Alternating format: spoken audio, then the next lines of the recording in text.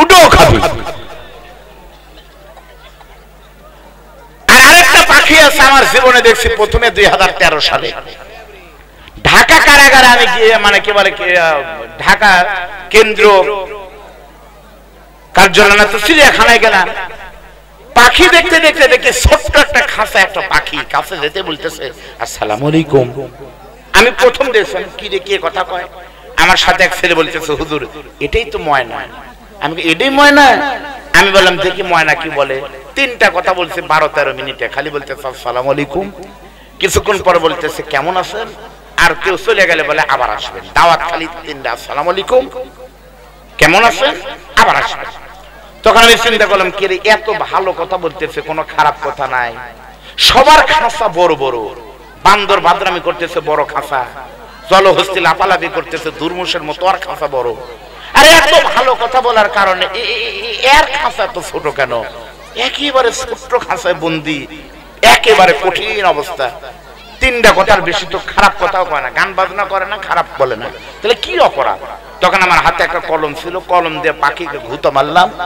তখন ময়নার পায়ে লাগলো, সে দেখে আঘাত পর পর যদি কোনো খারাপ কথা বলে তাহলে বুঝবো না, তাহলে মানবতা বিরুদ্ধে অপরাধ করছে, তো নেই এই অবস্থা হচ্ছে। কলম দিয়ে ঘুতো মারে, কিন্তু ওই মায়ের খাওয়া খালি একই কথা বলে আবার আসবেন। কিন্তু মায়ের খাওয়া যে পাখি বলে আবার আসবেন, তার তো অপরাধ থাকার কথা না। মনে হয় কোনো অপরাধ আছে, 2-4 দিন পর ছাড়া পাবে, বড় খাঁচা পাবে, মুক্তি পাবে। 9 বছর পর 2021 সালে বগুড়া এক নেতার বাড়িতে দেখলাম ময়না এখনো ওইভাবেই বন্দী। আমি তখন দেখতে বললাম ময়না রে তুমি 12 বছর হলো তোমার জামিন হয় না, ঘটনা কি? পরিমনের মতো নাইকে গেল, ছাড়া পাইলো, তোমার জামিন হয় না কেন? ময়না তখন আমাকে বলে আব্দুল বারী রশিদে আমার অপরাধ হলো 2টি। প্রথম নম্বর অপরাধ হলো আমি ময়না কেন হলাম? কাক যদি হতাম তাহলে সমস্যা ছিল না, কাক শুধু খায়া যাচ্ছে, লুটতারাজ করতেছে, মারে খায়, গুম করতেছে, সব করতেছে, কিন্তু কথা কয় না, খালি বলতেছে কা কা, খায়া যা, লুটে পুটে খা। এই জন্য কাক কথা কয় না, খালি কা কা করে মাইরে যাচ্ছে, জন্য কাকের কোনো সমস্যা নাই। আর আমার 2 নম্বর অপরাধ হলো আরো ময়না তো আছে বাংলাদেশে, সমস্ত ময়না মরা রস করে, জেকের রস করে, খানকার রস করে, তুমি কেন আমাদের বিরুদ্ধে রস করো? এই জন্য তাকিয়ে দেখেন কত ময়না আজকে বাগানে ঘুরতেছে, টাকা নিয়ে রস করতেছে। গাড়ির চাকা ঘুরবে না, বক্তা রওনা দিবেন না, টাকা যদি পেড না করেন, টাকা 100% দিও, কিন্তু আপনারাও হয়তো বা বক্তা এনেছেন। অনেক বক্তা আছে হেলিকপ্টার ছাড়া ওয়াজ করবে না, সব বক্তার সব আপত্তি মানতে পারতেছেন। 50 বছর কোরআনের দাওয়াত জেনে দিলেন মুরব্বী। এই গাবতলীর মানুষ জানে আমি জেগেছি। উসগ্রামে জিজ্ঞেস করলাম ভাইদান মাহফিল কোন জায়গায় হচ্ছে, উসগ্রামের লোক বলতে পারে না 2 জন কোন জায়গায় মাহফিল হচ্ছে। আব্দুল বারী রশিদের খবর 5 কিলোমিটার দূরের মানুষ জানে না। আর বগুড়ার সুলতানগঞ্জ হাই স্কুলে কোরআনের মাহফিল হতো। সারা বগুড়া শুধু নয়, পুরো বাংলাদেশ থেকে কোরআন পাগল মুসলমান আসতো। সেই কোরআনের পাখি কোরআনের হক কথা বলার কারণে পাখি চিরতরে আমাদেরকে ফাঁকি দিয়ে উড়ে গেল।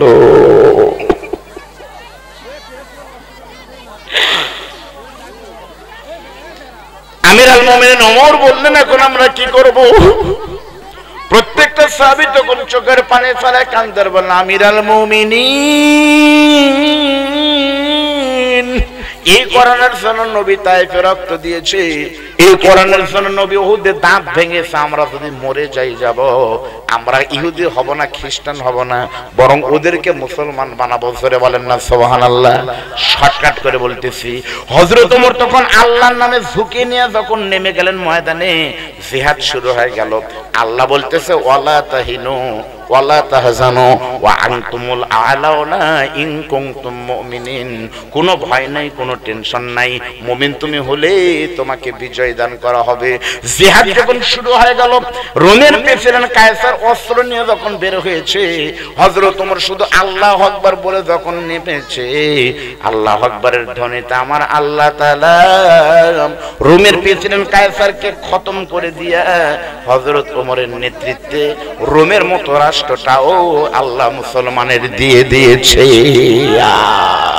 যখন রাষ্ট্রটা স্বাধীন হয়ে গেল, হযরত ওমর তখন বলতেছে, বাবারা রাষ্ট্রটা স্বাধীন হয়ে গেল, আমরা বিজয় হলাম, তোমরা আনন্দ করো না, তোমাদেরকে আমি আনন্দ করতে বলবো, তবে এইভাবে না। এতে করে মুসলমান বোঝা গেল আনন্দ কিন্তু ইসলামে আছে, কিন্তু যেমন তেমন কিন্তু যাবে। এই বিজয়টা দিল কে? তাহলে আনন্দ হবে আল্লাহর মতো করে। আমার বাংলাদেশের মুরব্বীরা বলতে পারবে, এখানে মুক্তিযোদ্ধা কেউ থাকলে পারবেন? পাকিস্তানিদের বিরুদ্ধে আল্লাহ তাআলা আমাদের মুসলমানদেরকে বিজয় দিলেন, এটা কিন্তু আল্লাহর দয়া, ঠিক না? আমরা লাল সবুজের পতাকা পাইছি এই ডিসেম্বর মাসে, বিজয়ের মাস হলো ডিসেম্বর, তাই না? কত তারিখ? 16 ডিসেম্বর বিজয়ের মাস। আর মাত্র 2 দিনের কথা কিন্তু বলা দরকার। আপনারা কি মনে করছেন কোরআনে কি বিজয় নাই? আল্লাহর কসম, কোরআনে একটা সূরা আছে, সূরার নাম হলো সূরা বিজয়। আপনারা জানেন না ওই সূরা ইজা জা নাসরুল্লাহি ওয়াল ফাত? জানেন না? ইজা জা নাসরুল্লাহি ওয়াল ফাত ওয়া রাআইতান নাসা ইয়াদখুলুনা ফি দীনিল্লাহি আফওয়াজা ফাসাব্বিহ বিহামদি রাব্বিকা ওয়াস্তাগফির ইন্নাহু কানা তাওয়াবা। যখন বিজয় আসবে আল্লাহর পক্ষ থেকে, নবী আল্লাহ বলতেছে যখন বিজয় আসবে আল্লাহর পক্ষ থেকে, তাহলে বিজয় আসে কার পক্ষ থেকে? নবীকে আল্লাহ বলতেছে তখন আপনি ফাসাব্বিহ বিহামদি রাব্বিকা ওয়াস্তাগফির, বিজয় দিবস পালন করবেন 3 ভাবে।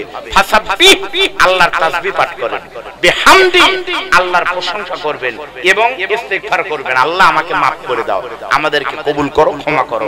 তাহলে বিজয় পালন করতে হবে নামাজের মধ্য দিয়ে, আল্লাহর প্রশংসার মধ্য দিয়ে বিজয় দিবস পালন করা দরকার। আল্লাহ যদি দয়া না করতো তাহলে আমাদের দেশ স্বাধীন হতো না।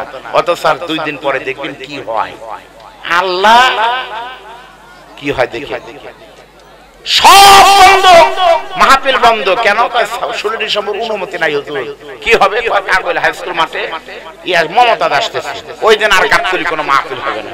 তাহলে 16 ডিসেম্বরে মুক্তিযোদ্ধাদের রুহের মাগফিরাত কামনা উচিত ছিল প্রত্যেকটা মহল্লায় মহল্লায় মসজিদে কোরআন শরীফ খতম করা। তা না করে আমরা নাচ গান করে শহীদদের রুহের মাগফিরাত কামনা না করে তাদের কষ্ট দিচ্ছি। এর নাম হলো বাংলাদেশ। জোরে বলেন কথা ঠিক না ঠিক?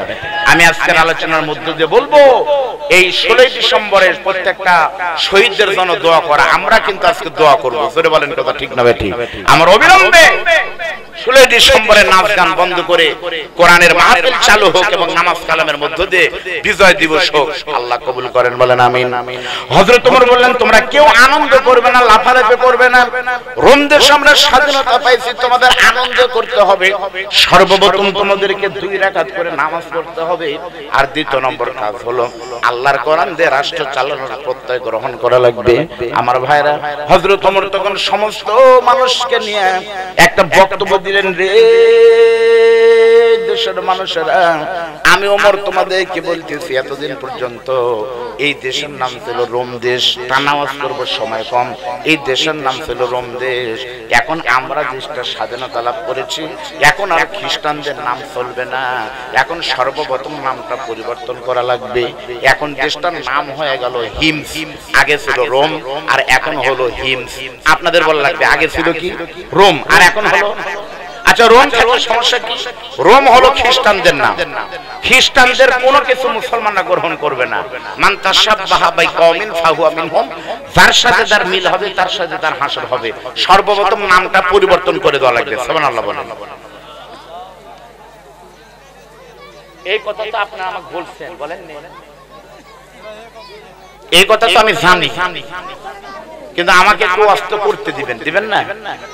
আমি তো কালেকশন করব, সবই করব। আচ্ছা, দেখা যায় নম্বরে এ ভাই আপনাকে অনুরোধ, বসেন। না, কালেকশন না, সবকিছু হবে সময়ের মধ্যেই। আপনারা কি যাবেন? সর্বপ্রথম আল্লাহকে বলতে হবে সাক্ষী রেখে। আমি তোমার রাতে বলতেছি, এই কোরআনের জন্য বাংলাদেশে আপনাদের রেখে যদি পাখি কোরআনের জন্য জীবন দিতে পারে, সেই পাখির বাংলাদেশে, কোরআনের বাংলাদেশে আজকের আখির মোনাজাত পর্যন্ত আধা ঘন্টা বা 40 মিনিট যদি লাগে, কারা কারা থাকবেন আল্লাহকে সাক্ষী রেখে আমি বুকের ভিতরে কোরআন নিয়ে বলি, মালিক আজকের এই মাহফিল মোনাজাত পর্যন্ত যারা থাকবে তাদেরকে তুমি হাসিনা বানায় কবরে নিও না। ওয়াদা করতে হবে আধা ঘন্টার জন্য। কারা কারা ইনশাআল্লাহ থাকবেন তারা দুটো হাত তুলেন। আর যারা হাত তোলেননি, ষড়যন্ত্র না থাকলে আল্লাহ আপনাকে বিপদেও ফেলতে পারেন। আমরা কেউ যাব না ইনশাআল্লাহ। একটু হাতটা নামান। আমির আল মুমিনিন সর্বপ্রথম বলেন এই দেশটার নাম হলো রোম দেশ। এখন আর নাম, এখন থেকে দেশটার নাম হলো হিমস। সুবহানাল্লাহ বলেন। এই নতুন দেশ হিমস দেশে তোমাদের ভিতর থেকে একজনকে প্রধানমন্ত্রীর দায়িত্ব নেওয়া লাগবে। কিন্তু দেখা গেল হযরত ওমরকে বলার পরে কেউ যখন দায়িত্ব নেয় না, হযরত ওমর বলতেছে আমি যাকে পছন্দ করব তাকেই দায়িত্ব নিতে হবে। আর আমার বাংলাদেশের মেম্বার হওয়ার জন্য মারামারি, চেয়ারম্যান হতে গেলে 6 কোটি টাকা খরচ হয়। জোরে বলেন ঠিক না বেঠিক? আমার বাড়া তাকান এইদিকে ভালো লাগবে। হযরত ওমর বললেন তোমাদের ভিতরে কেউ যখন দায়িত্ব নিলে না, আমি ওমর বলতেছি হিমসের একজন মুখ্যমন্ত্রী বানাবো। হযরত ওমর তখন বললেন তোমাদের ভিতরে কে মুখ্যমন্ত্রী হবে? 4-5 জন সাহাবী আলোচনা করে একটা শূরা মিটিং করে একটা টোকেনের ভিতরে একজন সাহাবীর নাম লিখে নিয়ে আসলো। হযরত ওমর আগেই ওয়াদা নিচ্ছে, বাবা তোমাদের ভিতর থেকে আমি যাকে প্রস্তাব করব তাকেই কিন্তু দায়িত্ব নেওয়া লাগবে, না বলার কিন্তু কোনো সুযোগ নাই। প্রত্যেকটা মানুষ তখন বলে আমির আল মুমিনিন সামি'না ওয়া আতা'না, আপনার নাম বললেই সেই লোক দায়িত্ব নেবে, অসুবিধা নাই। এমন সময় হযরত ওমর বলতেছে আজ পর্যন্ত দেশটার নাম ছিল রোম দেশ, এই দেশে কোরআনের বিরুদ্ধে আইন চলেছে, আগামী কাল থেকে দেশটার নাম হবে হিম। কোরআনের পক্ষে ছাড়া কোনো আইন এই দেশে চলবে না। এই দেশের নতুন মুখ্যমন্ত্রী হিসাবে যে লোকটা দায়িত্ব নেবে তোমাদের ভিতরে বসে আছে, সেই লোকটা হলো বিশ্বনবীর গরীব সাহাবী, নাম হলো হযরত সাঈদ ইবনে আমির। গল্প কিন্তু বলতেছে না, যারা জানে তাদের বলে দেখেন কই সাঈদ ইবনে আমির। সঙ্গে সঙ্গে সাঈদ ইবনে আমির উঠে হাউমাউ করে কাঁদতেছে আর বলে আমির আল মুমিনিন, আমি সাঈদ ইবনে আমির কেমনে প্রধানমন্ত্রী হব? আপনি কি আমাকে চিনেন? আমি মানুষের বাড়িতে উট দুম্বা আর ছাগল চড়াই। আমার মতো গরিব মানুষের পক্ষে এত বড় দায়িত্ব নেওয়া সম্ভব নয়। হযরত ওমর বলতেছে সম্মান আল্লাহ দেয়, তোমাকে নিতেই হবে।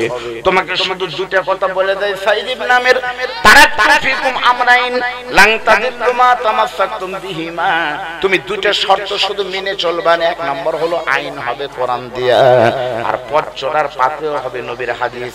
এই দুটো জিনিস মেনে তুমি রাষ্ট্র চালাবে ইনশাআল্লাহ। ভাইজান এই কথা বলে হযরত সাঈদ ইবনে আমির রাখালকে রোমের মতো একটা রাষ্ট্রের প্রধানমন্ত্রী বানাই দেন। আমির আল মুমিনিন ওমর যখন চলে গেছে, হযরত ওমরের জীবনী পড়ে দেখেন 6 মাস চলে গেল, হযরত ওমর কোনো খবর নেয়নি। 9 মাস চলে গেল তবু খবর নেয়নি। 11 মাস পরে রমজান মাসের আগের মাসে হযরত ওমরের একটা নিয়ম ছিল, অর্ধ পৃথিবীর প্রত্যেকটা দেশ থেকে 100 জন করে গরিবের তালিকা করে ওই গরিবদেরকে হযরত ওমর রমজান মাসে কিছু উপহার দিতেন, কিছু রাষ্ট্র পৃষ্ঠপোষকতা করতেন। প্রত্যেকটা দেশ থেকে 100 জন করে হলে হযরত ওমর 15টা দেশের প্রধানমন্ত্রী ছিলেন। তাহলে 15টা দেশ থেকে কিন্তু 1,500 লোককে হযরত ওমর প্রত্যেক বছর সহযোগিতা করতে। আপনারা এখন বলবেন হুজুর কি কোন, আমাকে অমুক নেতা 6000 ফকিরনি কাপড় দিছে গতবার, আর ওমর দিছে সারা অর্ধ পৃথিবীর 1,500, তাহলে তো হযরত ওমর লোকটা সুবিধা ছিল না। আমাদের বাংলাদেশের নাটক করা হয় যাকাত নিয়ে, জোরে বলেন কথা ঠিক না বেঠিক?